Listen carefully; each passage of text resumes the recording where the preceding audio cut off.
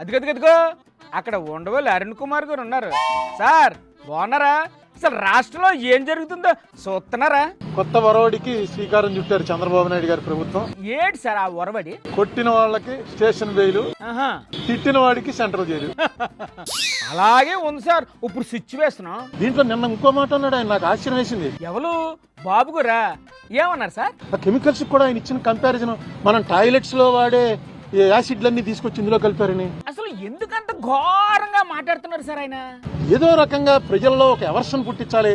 రాజకీయాల కోసం ఎంతగా దిగజారిపోవాలా సార్? సీఎం లెవెల్ మనిషి అలా మాట్లాడడం కరెక్టే. మరి ఆయన మాట్లాడుతున్నారు కదా అక్కడ. ఇప్పుడు నేను సీఎం గారి ఇంటికి వెళ్తే నాకు కప్పులో టీ ఇచ్చారు. ఆ, ఆ కప్పు పట్టుకుని ఇది ఏంటనుకుంటున్నారు మెటీరియల్, మనం టాయిలెట్స్ లో కమోడ్లు వాడతామే, ఆ కమోడ్ మెటీరియల్ తోటి కప్పు తయారు చేసే కప్పులో ఇచ్చారు. నిజమే, అది కమోడ్ తో పోల్చడం ఏంటి, పింగాణి తోటి అనేక రకాలు తయారవుతాయి. యాసిడ్ హార్పిక్ కూడా కలిపారు అని మాట్లాడుతున్నారు సార్. ఎందుకు ఇలా మాట్లాడుతున్నాడు ఏంటి? ఎంత అందులో టాయిలెట్లు కడిగే వాటిని తీసుకొచ్చి కలిపారని. ముందు ముందు ఇంకా ఏడు చెప్తారో ఊహించుకుంటేనే భయం వేసేస్తున్నాడు బాబు. సీఎం గారు ఎప్పుడు అంత బ్యాలెన్స్ తప్పి మాట్లాడ్డు. ఆయనకు ఇప్పుడు ఇదేమి కొత్త కాదు కదా సార్, ఆయన ఎప్పుడు ఇంతే కదా.